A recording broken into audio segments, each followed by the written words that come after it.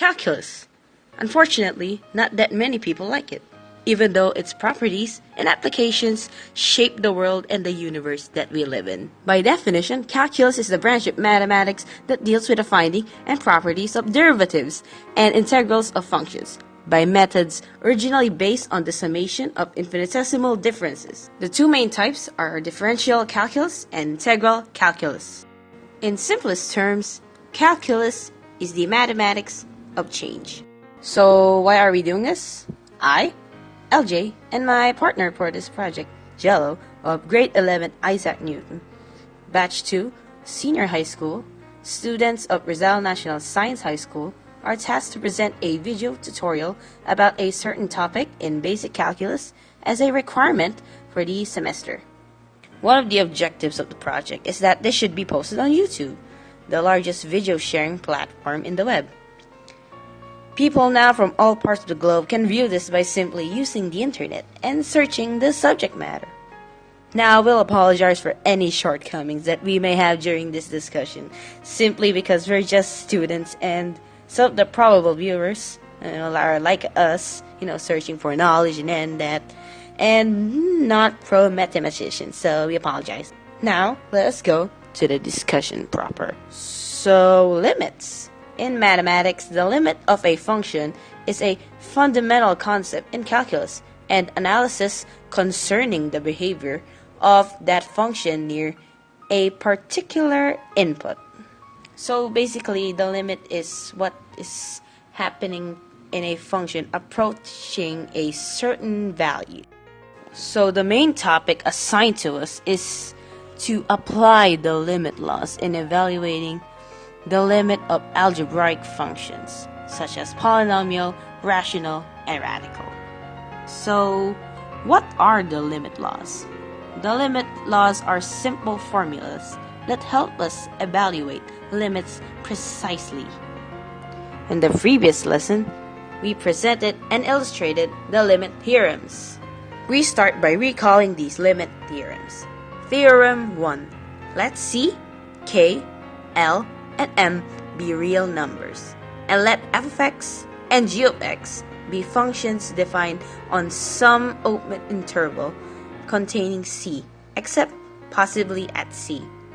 So number 1, if the limit of f of x as x approaches c exists, then it is unique. That is, if the limit of f of x as x approaches c is equal to L, and the limit of f of x as x approaches c is equal to m, then L is equal to m. Number 2, the limit of c as x approaches c is equal to c. And number 3, the limit of x as x approaches c is equal to c. Number 4, suppose that the limit of f of x as x approaches c is equal to L, and the limit of g of x as x approaches c is m. In the first law, constant multiple. The limit of k times g of x as x approaches c is equal to k times m. In addition law, the limit of f of x plus or minus g of x as x approaches c is equal to L plus or minus m. The addition law can also be the subtraction law. Next, multiplication. The limit of f of x times g of x as x approaches c is equal to L times m. Next, division. The limit of f of x over g of x as x approaches c is equal to L over m, provided that m must not be equal to 0. Next is the power law. When the limit of f of x raised to p as x approaches c is equal to L raised to p, for p is a positive integer. And lastly, the root or radical law, in which the limit of the n root of f of x as x approaches c is equal to the n root of L for positive integers n, and provided that L is greater than 0 when n is even. In this lesson, we will show how these limit theorems are used in evaluating algebraic functions. Particularly, we will illustrate how to use them to evaluate the limits of polynomial, rational, and radical functions. We start with evaluating the limit of polynomial functions. For recap, polynomial functions are among the simplest, most important, and most commonly used mathematical functions. These functions consist of one or more terms of variables with whole number exponents.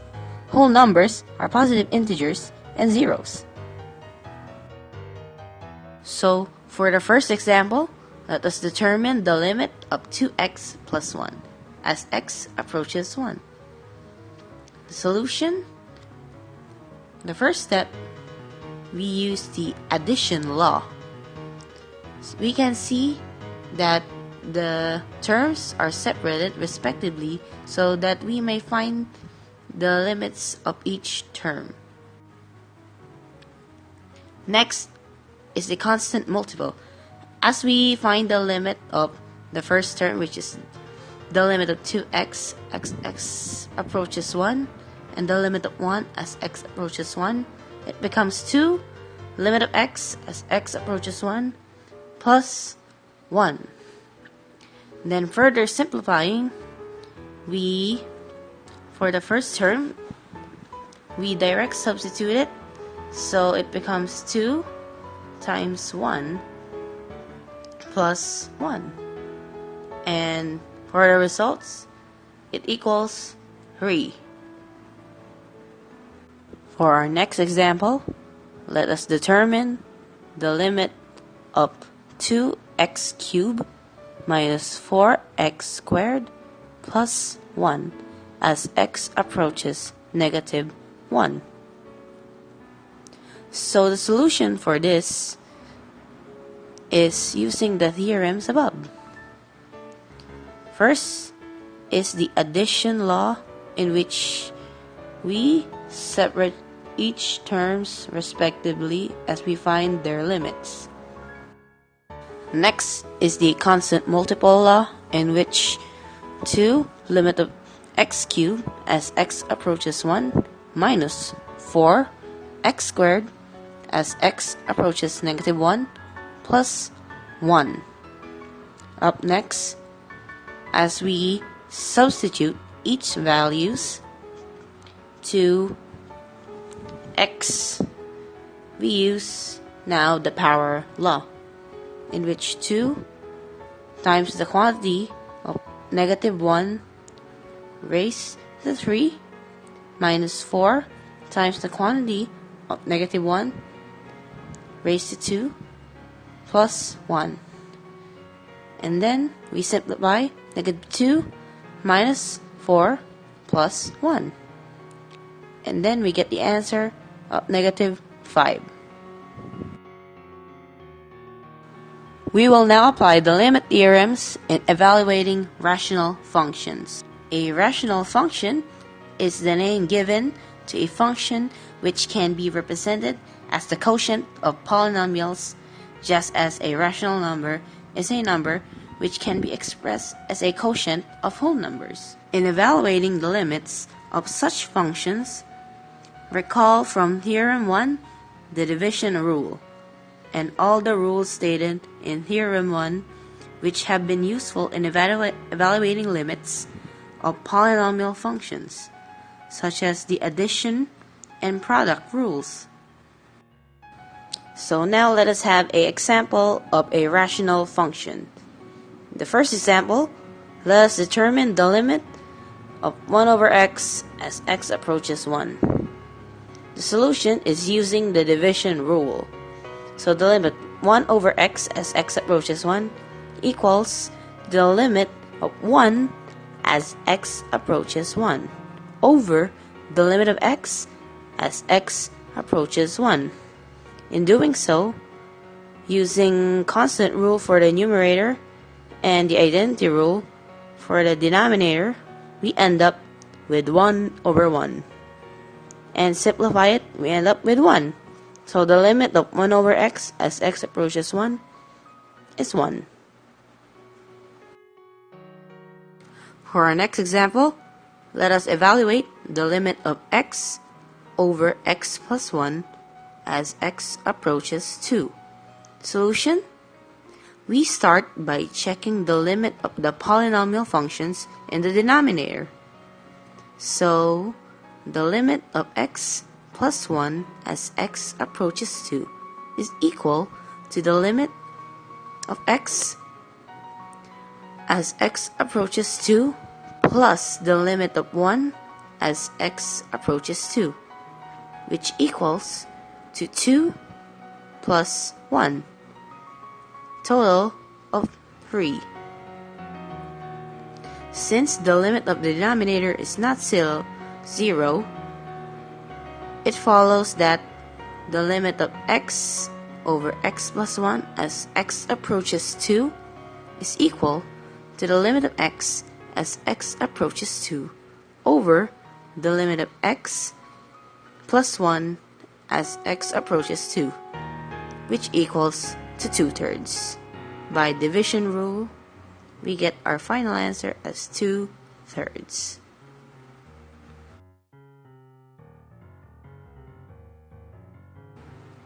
For our last example, let us evaluate the limit of 1 minus 5x over 1 plus 3x squared plus 4x to the 4th as x approaches 1. So the solution, for this to be easier, we can just directly substitute the value in which x is approaching to the x's in the equation. So what will happen now is that in this very equation, for our numerator, 1 minus 5 times the quantity of 1, in which we substitute the value of x, which is to the value x is approaching, which is 1.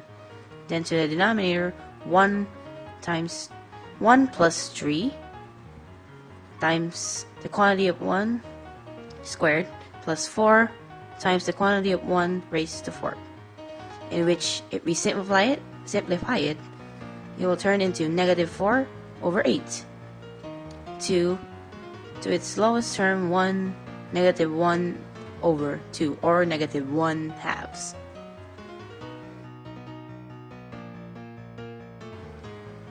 Up next are radical functions. A radical function is a function that contains a square root.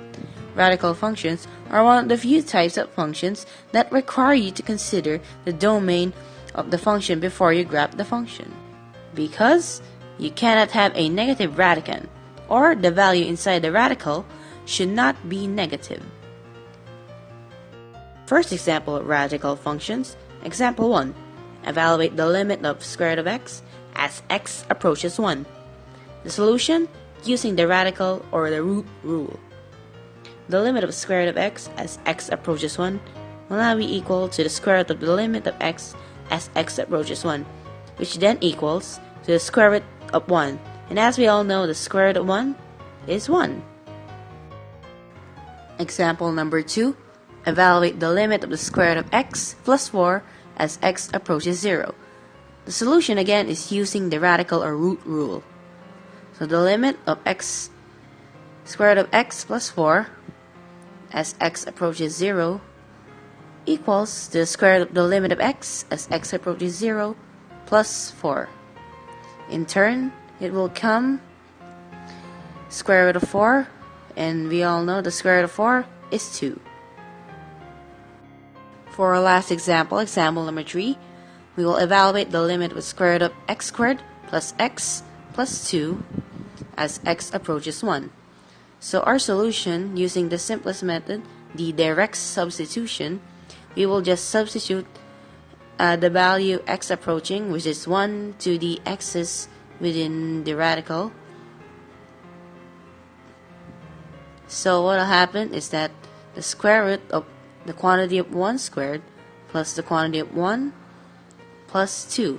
Simplify it, we get square root of 1 plus 1 plus 2, which equals to the square root of 4. Then again, we get 2.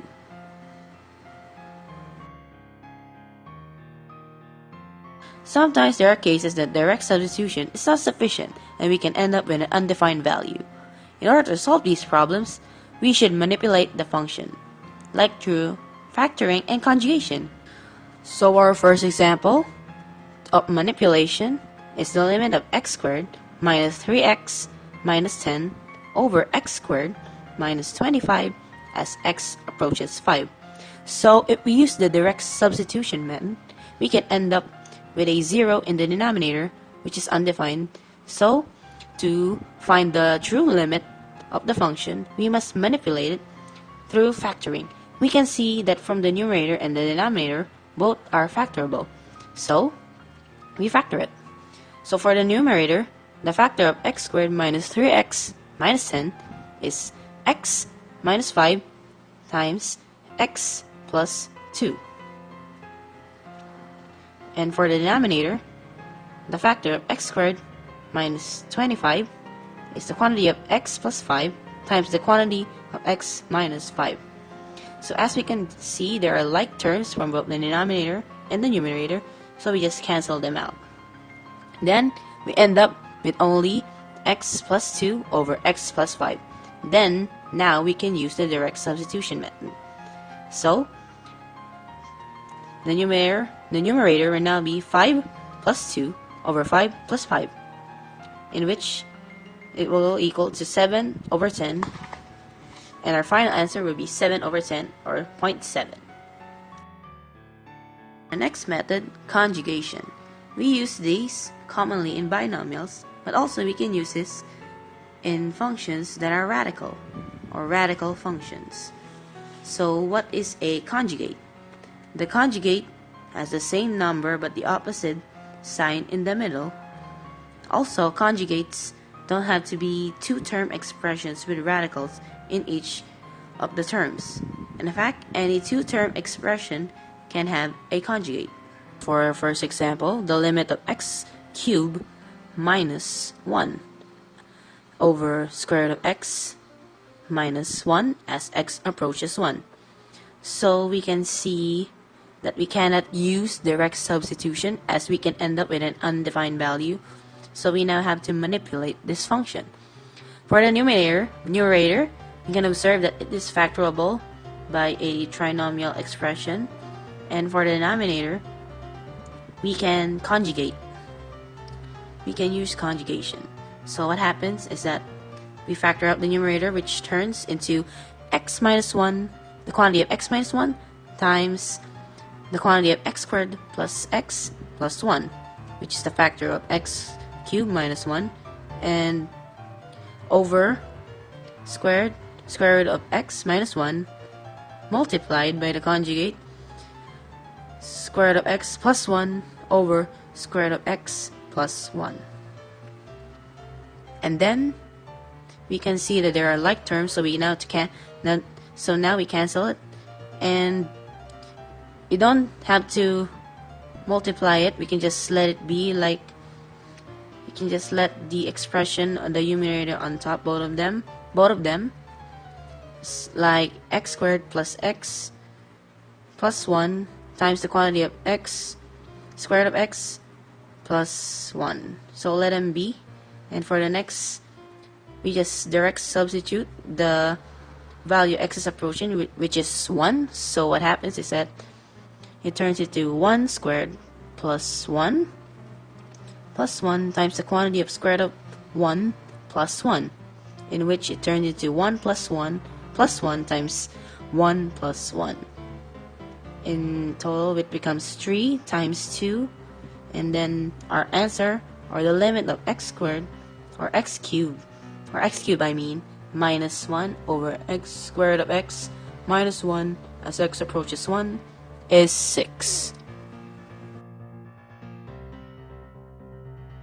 It's going to be as a special limits that we're going to discuss. Just a quick discussion about infinite limits and limits at infinity. So what are they, and why do they sound so similar? Well, the reasoning is that both concepts deal with infinity and coincidentally also deal with asymptotes as well. However, that is where their similarity ends. Infinite limits. An infinite limit is when the limit of a problem cannot be determined simply because the graph continues upwards infinitely before jumping to negative infinity and continuing back upwards. This huge jump prohibits the graph from being continuous, thereby making the limit impossible to determine. Sometimes this is simply represented as does not exist, although generally it is represented as positive infinity when approaching to the right, from the right, and negative infinity when approaching from the left, and simply infinity if a direction is not in the notation. Next is limits at infinity. Limits at infinity are asymptotes as well. However, these are horizontal asymptotes we are dealing with this time. Limits at infinity have problems where the limit as x approaches infinity or negative infinity is in the notation. There are shortcuts in dealing with limits at infinity so that we may able to easily identify what are their limits by just simply looking at their highest degree, either from the numerator or the denominator. So if ever the degree of the numerator is less than the degree of the denominator, highest degree of the denominator, then the answer is simply 0. Next is if the degree of the numerator, highest degree of the numerator, is equal to the highest degree of the denominator, then we find the limit by using the ratio of the leading coefficients. So the leading coefficients, we use them, the ratio of them, to find the limit. If the highest degree of the numerator is equal to the highest degree of the denominator. Then lastly, if the highest degree of the numerator is greater than the highest degree of the denominator, then the limit could either be positive infinity or negative infinity, depending on the simplified ratio. To check your understanding of our lesson, we have provided 5 practice exercises regarding the lesson we've just tackled. So feel free to answer them. No pressure. You can pause the video if you want. So we will give you time. So that concludes our lesson. Don't worry, the answer will be provided in the end of the video, or just check the link in the description. So we hope that we've actually helped you in terms of this lesson. I hope you actually learned something. I hope you actually gained knowledge from what we shared, and I hope that we didn't just waste your time. So thank you guys for listening. Thanks for watching, and we'll see you again. We'll see you again next time. Peace.